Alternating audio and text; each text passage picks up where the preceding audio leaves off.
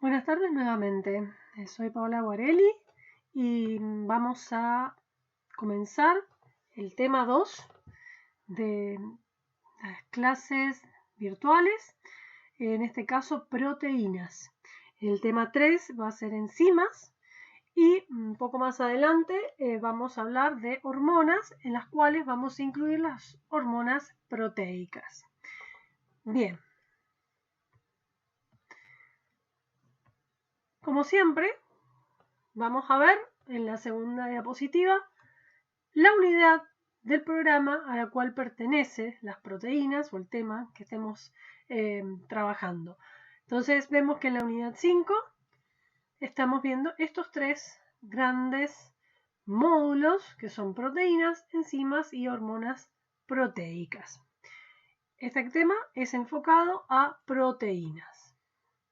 Bien, ¿qué son las proteínas? Muchas veces las hemos escuchado, ¿sí? Por ejemplo, los que hacen actividad física seguramente han escuchado de las dietas ricas en proteínas, que eso hace un aumento de la masa corporal. Entonces, bueno, se consumen muchos suplementos ricos en proteínas. Bueno, ¿pero qué son? Son moléculas de alto peso molecular constituidas por unidades denominadas aminoácidos, unidas por enlaces peptídicos. Cuando hablamos de unidades que están unidas, valga la redundancia, es que tenemos distintas partículas o moléculas que están unidas entre sí. Como imaginarse un collar de perlas. Cada perla está unida a través de una cadena o cualquier otro tipo de fibra, las une con las otras perlas. Entonces tenemos que pensar que las moléculas de aminoácidos son como perlas de un collar largo. Pero ¿qué son los aminoácidos? Ahí tenemos dos grupos funcionales en el nombre, amino y ácidos. En la clase anterior, en el tema 1, nosotros vimos distintos grupos funcionales. Es decir, que aquí vamos a encontrar dentro de una misma molécula dos grupos funcionales que ya conocemos. Las aminas, que eran compuestos orgánicos nitrogenados, y la función ácido. Recuerden que la R es una forma de generalizar que eso es una cadena carbonada. En azul tenemos la amina y en verde la función ácido. Si necesitan volver al video anterior para poder repasar este tema, lo pueden hacer tranquilamente y después retomar el capítulo de proteínas. Los grupos funcionales están unidos a un carbono que se denomina carbono alfa. Por eso se llaman alfa aminoácidos. Siempre entre un ácido y una base se forma una sal neutra. Es decir, que si bien acá no se forma una sal, los dos elementos que forman normalmente una sal se complementan y por lo tanto quedan químicamente neutros, no tienen carga. Tenemos varios aminoácidos. Para ser más específico, todas nuestras proteínas necesitan de 20 aminoácidos. ¿Son los únicos que existen en la naturaleza? No, hay muchos más. Pero los que forman nuestras proteínas son 20, de los cuales vamos a ver que 8 de ellos son esenciales. ¿Qué significa que un aminoácido sea esencial? Que lo tenemos que incorporar sí o sí en la dieta. Si carecemos de este tipo de aminoácidos en nuestra alimentación, vamos a tener carencia de esos aminoácidos y por lo tanto hay que suplementarlo de alguna manera. Porque no podemos sintetizar algunas proteínas si no tenemos estas unidades estructurales. Bien, vamos a la primera de los tipos de aminoácidos que tenemos en la clasificación. Se llaman alifáticos neutros con cadena no polar. Alifáticos habíamos visto que eran cadenas lineales, que podían llegar a estar ramificadas. Pero bueno, estos son alifáticos. Neutros, porque tenemos una función ácido y porque tenemos una función amina. Y ya dijimos que entre estos dos existe la neutralidad. Bien. Esta es la función ácido y esta es la función amina. En amarillo está resaltado dónde está la función aminoácido. Como ven, el R que vimos en la diapositiva anterior ahora tiene personalidad. Vemos que tienen un esqueleto carbonado diferente, que los hace distintivos de los otros aminoácidos. Por ejemplo, dentro de los alifáticos neutros con cadena no polar, tenemos 5 tipos: lisina, alanina, valina, leucina e isoleucina.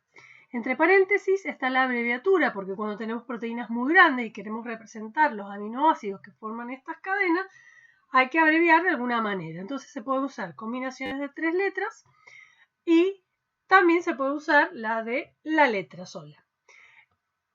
Como pueden notar, hay 3 aminoácidos que están subrayados. Tienen un puntito y están subrayados.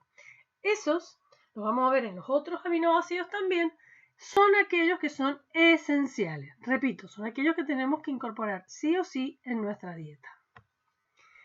Después tenemos los alifáticos neutros con cadena polar no ionizable y los neutros aromáticos. Cuando hablamos de alifáticos, volvemos a repetir, son los de cadena lineal. Neutros porque tiene un amino y un ácido. Cuando dice una cadena polar, eso es porque tiene un oxidrilo, la función alcohol. Estas funciones los hacen solubles en agua. Entonces, por eso son polares. Se pueden disolver, pero no se pueden desarmar, no se pueden ionizar estas moléculas.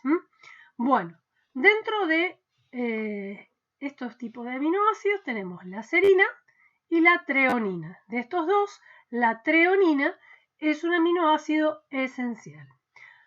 Bien, después tenemos los neutros aromáticos. Ojo, ya no son alifáticos. Nosotros en la clasificación de las cadenas carbonadas dijimos que podían ser alifáticos o aromáticos. Y los aromáticos son los derivados del benceno, que era ese hexágono que habíamos visto en la clase anterior. Este hexágono se lo puede representar o con las 3 rayitas, como lo vimos en la clase anterior, o directamente se le agrega un circulito que representa esas 3 rayitas juntas. Bien, entonces todos los aromáticos van a tener de alguna manera este anillo de benceno. Esto los hace aromáticos. ¿Y por qué son neutros? Porque tienen una sola función amino y una sola función ácido. De estos aminoácidos, de este grupo son 3, fenilalanina, tirosina y triptofano. Solamente la fenilalanina y el triptofano son esenciales. Y ya vamos a ver por qué son tan importantes. Bueno, aminoácidos con azufre. Como vimos en la química del carbono, podemos tener, aparte de carbono e hidrógeno, azufre, fósforo, nitrógeno. Bueno, acá incorporamos el azufre. Esta función, si bien está al revés, es la función tiol. Y acá tenemos un puente de azufre. No es un puente disulfuro, pero es un azufre. Por eso se los llama aminoácidos azufrados o con azufre. ¿Son neutros porque solamente tienen un grupo amino y un grupo ácido, y en la función tiol o el puente azufre no es ionizable. Bien, aquí ya nos encontramos con un solo aminoácido esencial, que es la metionina, y es muy importante la metionina cuando se sintetizan o se fabrican las proteínas. Eso lo vamos a ver en síntesis de proteínas. Bueno, ácidos. Hay aminoácidos que son ácidos. Por lo tanto, cuando hablamos de un aminoácido ácido es porque dentro de la molécula tenemos un grupo funcional ácido adicional. Entonces tenemos el ácido aspartico y el ácido glutámico. Ya su nombre lo está diciendo, es un ácido. Ahora, si se incorpora una amina, se va a formar un enlace amida. Pueden repasarlo en el tema 1. Esto es cuando se fusiona una amina con un grupo ácido. Recuerden que cuando se fusiona pierde agua y se forma la amida. Tanto el ácido aspartico como el ácido glutámico pueden tener enlaces amida y se va a transformar en asparagina, como tenemos aquí, y en la glutamina. Vemos que estos aminoácidos no son esenciales, pero son muy importantes, sobre todo el ácido glutámico, para nuestro sistema nervioso porque forma parte de un neurotransmisor que será estudiado más adelante. Bueno, así como tenemos aminoácidos básicos, también ácidos, también tenemos aminoácidos básicos. Es decir, que en lugar de tener funciones ácido adicionales o demás, tenemos grupos amina. Nosotros acá podemos ver dentro de un círculo celeste los grupos aminas o con grupos funcionales nitrogenados, que esto le da un carácter básico. Entonces, acá vemos la lisina, que es uno de los aminoácidos esenciales. Estos que están en rosado son esenciales, pero no todo el tiempo de nuestra vida. Son esenciales para el desarrollo. Y por eso podemos decir que de los 8 durante el desarrollo se le adicionan 2 más, que son la arginina y la histidina. Después, en la etapa adulta, ya estos dejan de ser aminoácidos esenciales. Por último, tenemos la prolina y la hidroxiprolina. Esta no entra en ninguna de las otras clasificaciones, está solito en su grupo. ¿Y qué tiene diferente? Que acá, en lugar de tener un grupo aminoácido en cadena lineal, como tenemos acá, como están todos los otros marcados en amarillo, en realidad el grupo amino queda dentro de un pentágono, una figura geométrica que cierra y ya no es alifática. Es como un ciclo. Es más, a este ciclo se lo llama ciclo pirrolidina. ¿Cuál es la diferencia entre la prolina y la hidroxiprolina? Recuerden que hidroxi es el nombre que se le da al grupo alcohol cuando está como sustituyente. ¿Qué eran los sustituyentes? Como les expliqué, es como en el pinito de Navidad cuando le agregamos los adornos. El pino es la cadena carbonada y los adornos son los sustituyentes. Bueno, acá ese adorno es el oxidrilo, el grupo alcohólico, que es un sustituyente y hace la diferencia entre la prolina y la hidroxiprolina. Bueno, entonces son 20 aminoácidos, de los cuales hay 8 que son esenciales. ¿Cómo tenemos que estudiar esto? No es que tengan que estudiar estructuras. Yo le pongo las estructuras para que ustedes puedan comprender las diferencias que hay dentro de la clasificación. Sí tienen que saber la clasificación y cuál aminoácido pertenece a cada una de ellas, para poder distinguirlos. Bien, esto es muy general, esto es para explicar, que algo lo hemos hablado, que un aminoácido tiene tanto carácter ácido como carácter básico y entre ellas se neutraliza. ¿Qué es un ácido? Es cualquier grupo funcional dentro de una molécula capaz de ceder un protón o catión hidrógeno. Se lo llama protón o catión hidrógeno al hidrógeno más 1. ¿Por qué se le dice protón? Porque recuerden que un átomo de hidrógeno tiene un solo protón y un solo electrón. Cuando pierde su electrón, queda solamente el protón del núcleo, que tiene carga más 1. Por eso, ahora hablamos indistintamente catión hidrógeno o protón cuando nos referimos a esta figura de hidrógeno más 1. Bien, entonces, volviendo. Un ácido es todo aquel que cede protones, o sea, entrega. Fíjense acá, tenemos el grupo ácido y ha liberado su protón. Si esto tiene carga positiva, todo lo que queda es negativo. ¿Qué es una base? Es aquella que acepta protones. Fíjense que acá tenemos el grupo amino, entonces este protón va a ser incorporado en este grupo amino y va a formar ahora nitrógeno, hidrógeno 3 más 1. Entonces, si lo vemos en un aminoácido, cualquiera de ejemplo, donde tenemos la función aminoácido, este protón que está aquí va a ir hacia el grupo amino. Entonces ahora este grupo ácido se va a quedar sin su hidrógeno y este grupo amino va a incorporar un hidrógeno. Entonces ahora acá vamos a tener 3 y lo podemos ver acá. Pero esa carga positiva que tiene el hidrógeno se le suma a esto que era neutro. Acá teníamos neutralidad. Ahora al tener una carga más 1 queda sobre el amoníaco, la amina. Mientras que en el grupo ácido, al perder una carga positiva, queda cargado ahora negativamente. Entonces, dentro de una misma molécula tenemos un ácido y una base. A esto se lo denomina carácter anfótero o anfotérico. Si han estudiado tabla periódica, han visto elementos que son anfóteros, que seguramente los han visto como aquellos elementos que se comportan como metales o como no metales. Bueno, en este caso, ese carácter anfótero es o ácido o base. Como los anfibios, anfibio, tienen el mismo inicio de palabra, el mismo prefijo. Eso significa que está en una o en otra parte, que puede estar en cualquiera de las dos. Bien, entonces, dependiendo si está en un medio ácido o un medio básico, por ejemplo, si lo metemos en una solución ácida con vinagre, que es el ácido acético le va a proporcionar un protón y va a ser incorporado acá.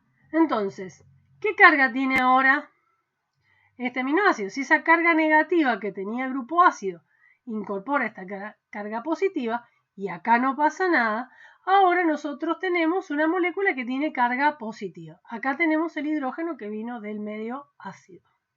Si en cambio lo ponemos en un medio alcalino, algún hidróxido de amonio, una solución de cualquier sustancia que sea básica, esta le va a dar oxidrilos. ¿Y qué va a pasar? Los hidrógenos que tiene el grupo amino, uno de ellos se va a ir con esta forma de oxidrilo y va a formar agua, que lo tenemos aquí. Entonces, si este grupo amino más uno que estaba acá pierde un hidrógeno, vuelve a ser neutro como teníamos al principio. Entonces se libera una molécula de agua. Pero el grupo ácido no sufre modificación. Entonces queda con carga negativa, a diferencia de este que queda con carga positiva. Esto refleja el carácter anfótero. Entonces esta es una forma catiónica. Recuerde que catión es todo lo que tenga carga positiva. Y esta es la forma aniónica porque tiene carga negativa. Todos los aniones tienen carga negativa. Bien, como pueden tener carga positiva o negativa, esto va a depender en el medio donde esté metida esta proteína o este aminoácido. Esto cambia el pH. Esto es otro concepto que deben haber escuchado alguna vez, por ejemplo, en las propagandas de champú que dicen pH neutro. Bueno, el pH es una escala, ya lo van a ver en la unidad de hidromineral, va de 0 a 14, con un punto medio de 7. La mitad de 14 es 7. A ese pH 7 se lo considera neutro. Todo lo que se encuentra comprendido entre 0 y 7 es ácido y todo lo que se encuentra comprendido entre 7 y 14 es básico. Entonces, si yo modifico el medio, me puedo estar yendo a un medio ácido o un medio básico. Y como vimos, puede cambiar las cargas. Bueno, ¿qué es el punto isoeléctrico? Si tenemos carga y lo ponemos en un campo eléctrico, o sea, lo ponemos como en una pila para ver dónde migran estas proteínas, ese campo eléctrico se va a desplazar o para el electrodo positivo o para el electrodo negativo. Entonces, ¿qué es el punto isoeléctrico? Es el pH en el cual la carga eléctrica positiva es igual a la carga eléctrica negativa. Por lo tanto, si es sometida a un campo eléctrico, no hay desplazamiento hacia ninguno de los polos. Los polos se refieren a un polo positivo y un polo negativo, igual que en una pila. Entonces, quiere decir que no hay movilidad. Hay un pH que lo tiene cada una de las proteínas y cada uno de los aminoácidos que no pueden moverse ni para un polo positivo ni para un polo negativo. Recuerden que después los aminoácidos van a formar proteínas, ¿sí? Son cadenas, polímeros, son enganchados. Tenemos que considerar cada una de las cargas eléctricas que genera cada uno de esos aminoácidos. Y eso va a dar o va a definir su punto isoeléctrico. Bueno, ya vimos las unidades, vimos las moléculas de aminoácidos que ellos entre sí se pueden combinar. Entonces, forman primeramente péptidos. Los aminoácidos pueden unirse entre sí mediante enlaces covalentes formando polímeros. Y esos polímeros se forman por el enlace peptídico. Enlace es unión. Vamos a conocer cómo se unen las proteínas. Es un enlace entre grupos carboxilo. Cuando hablamos de grupo carboxilo es el grupo ácido de un aminoácido con el grupo amino de otro aminoácido. El enlace resultante es una amida. Recuerden que entre un ácido y una amina se forma una amida con una pérdida de molécula de agua. Siempre que se forma una amida hay pérdida de agua. Acá lo que tenemos es un aminoácido y acá tenemos otro. No sabemos cuál es, solamente lo representamos por la letra R. Bueno, dijimos que es entre el grupo carboxilo o ácido de un aminoácido y el grupo amino de otro aminoácido. Entonces, cuando se forma una molécula de agua, en este punto se va a unir con la amina, que está aquí. Las que se encuentran en rojo son los átomos que van a estar involucrados en el enlace peptídico. Entonces, cada proteína va a tener un grupo amino que no participa en nada y un grupo carboxilo que sí, y un grupo amino que sí va a participar y un grupo carboxilo que no participa. Entonces les va a sobrar, cuando una vez que se han unido, un grupo amino y un grupo carboxilo, porque los otros están involucrados en el enlace peptídico. Recuerden que todos estos grupos están sobre un carbono que se denomina carbono alfa. Tenemos el amino terminal y el carboxilo terminal. Este puede unirse a una amina de otro aminoácido, sí. ¿Y este grupo amino puede unirse a un grupo carboxilo de otro aminoácido? Sí. Por eso se forman las cadenas. Aquí abajo tenemos una representación de varios aminoácidos unidos. Cada vértice acá es un enlace peptídico. A medida que se van uniendo, siempre va a quedar un carboxilo terminal y un amino terminal. Estos R que están acá son el resto de la cadena que no juega en la formación del enlace peptídico, y a esos restos del aminoácido que no participan en el enlace se lo denomina residuos de aminoácido. Entonces, siempre se representa las moléculas desde el N-terminal o amino terminal hacia el carboxilo terminal, para poder describir cuáles son los aminoácidos que forman estas proteínas. Bien, esto lo podemos pasar. Estos son ejemplos de proteínas o péptidos que tienen interés biológico, lo vamos a ver después. Y bueno, vamos a ver la estructura molecular. Forman cadenas grandes. Entonces, estos collares van a tener que establecer una cierta estructura para poder estar en el cuerpo, para cumplir sus funciones. Bueno, tenemos dos formas moleculares básicas, distintas.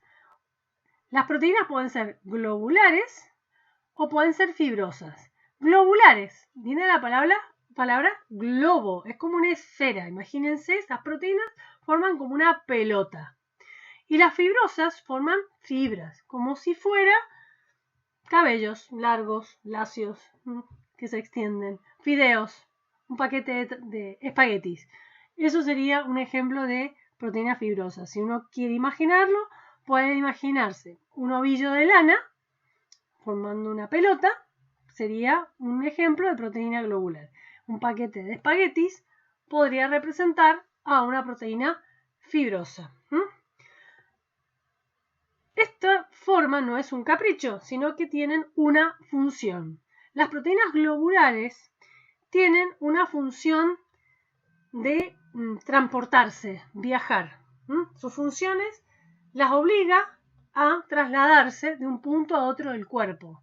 Son viajeras, ¿sí? Por lo tanto, no sirve que sean una cosa recta como un fideo largo, sino que tienen que viajar. ¿Por dónde viajan estas proteínas?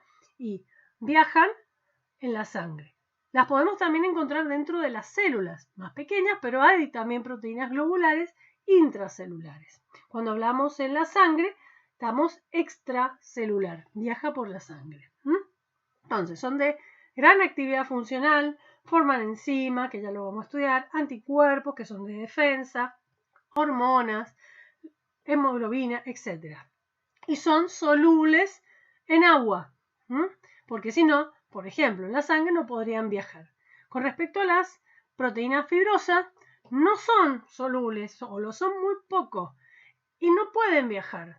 No podemos meter en el torrente sanguíneo una proteína fibrosa. Generalmente están en los tejidos, en los órganos, formando como andamios, como vigas en los tejidos. Sin esas vigas, sin esa estructura, nuestros órganos serían flojos, laxos y no tendrían una forma definida. O sea que por eso las fibrosas no viajan, las globulares sí. Para lograr esta estructura fibrosa o estructura globular, tiene 4 niveles de organización. Una proteína tiene 4 niveles de organización. Tenemos la estructura primaria y la estructura secundaria en esta diapositiva.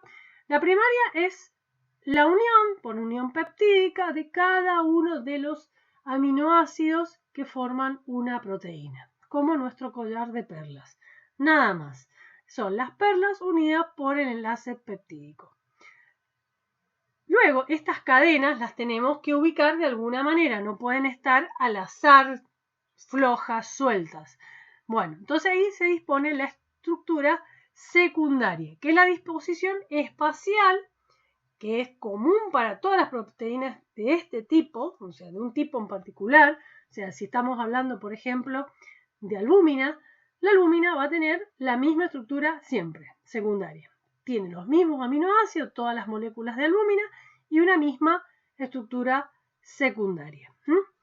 Y están unidas por puente hidrógeno. El hidrógeno tiene la particularidad de atraer otros átomos sin llegar a formar un enlace que es entre oxígeno, entre nitrógeno, y como es hidrógeno, obviamente es entre el hidrógeno y el oxígeno, o el hidrógeno y el nitrógeno.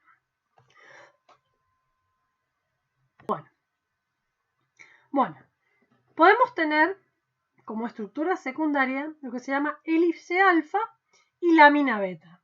Para que se hagan una idea o una figura con su imaginación, piensen en los espirales de las carpetas o de los cuadernillos que tienen un anillo espiralado. La hélice alfa es cuando estas proteínas toman esa estructura espiralada como el anillado de una carpeta. Y la lámina beta, para que se lo imaginen, es como son las chapas de zinc que tienen los galpones, para representar la lámina beta. ¿Hay disposición al azar? Sí, hay algunas partes de las proteínas que a veces tienen disposición al azar. Después vamos a ver estructuras dibujadas para que lo vean. Bueno, como les dije, son 4 niveles. Vamos al terciario. Bueno, el terciario es cuando se combinan estas estructuras secundarias, formando una estructura tridimensional, 3D. O sea que vamos a tener combinadas láminas beta con hélices alfa, con alguna estructura al azar, pero siempre definida. Cada proteína tiene su estructura. Estas proteínas, a su vez, pueden combinarse con otras unidades proteicas y ahí se produce la estructura cuaternaria. Es cuando la estructura adopta una posición espacial junto con otras proteínas. O sea que ya no va solita la proteína, sino que se une a otras proteínas y forman como un gran complejo. Esa sería la estructura cuaternaria. Bueno, acá tenemos un poco dibujada cada una de estas estructuras para que la comprendan. Acá tenemos el enlace peptídico, es decir, la unión de un aminoácido con otro. Dijimos que la primaria era la cadena lineal de todos los aminoácidos que forman una proteína, desde su amino terminal a su carboxilo terminal. Esta cadena, cuando son muy grandes, tienen que tener una disposición en el espacio. Entonces puede ser como una hélice alfa, que la tenemos acá como un resorte. Tenemos la lámina beta, que es como si fuera una chapa de zinc, como la de los tinglados, y una disposición al azar, que serían estas uniones o estas cadenitas que no tienen una forma especial ni de hélice alfa ni de lámina beta. Aquí les he dibujado un puente hidrógeno. Este sería una cadena de aminoácidos y esta sería la otra cadena. En realidad, acá que lo que vemos, una cadena y otra cadena de aminoácidos. Acá tenemos una sola. Cuando hay una parte de la molécula que no puede orientar sino en forma de hélice alfa o de lámina beta, queda como disposición al azar. Y como siempre, la proteína tiene un amino terminal y un carboxilo terminal. Bueno, cuando tenemos combinaciones de hélices, las hélices se las representa con un cilindro y las láminas con flechas. Vemos que la combinación de hélice alfa, lámina beta y disposición al azar forma la estructura terciaria. Todo esto es una sola proteína. Cuando varias de estas proteínas así se combinan, forman la estructura cuaternaria. Acá están representadas en realidad 4 proteínas globulares. Yo las he nombrado A, B, C y D. Cada una tiene su identidad. Está formada por estas unidades, esta estructura terciaria. La podríamos, si pudiéramos ampliar, todo esto lo encontraríamos en esto. Cuando son así, como un ovillito, todo enmarañado, todo así mezclado, formando como una bolita, y si lo miramos es todo redondito, eso es una proteína globular. ¿Puede ocurrir lo mismo con la fibrosa? Sí. En la fibrosa acá tenemos la A y la B. Son dos cadenas distintas. Es decir, A y B son dos cadenas diferentes. Se combinan entre sí y forman una proteína fibrosa. Recuerden que las globulares son aquellas que son viajeras por la sangre o pueden estar dentro de las células también.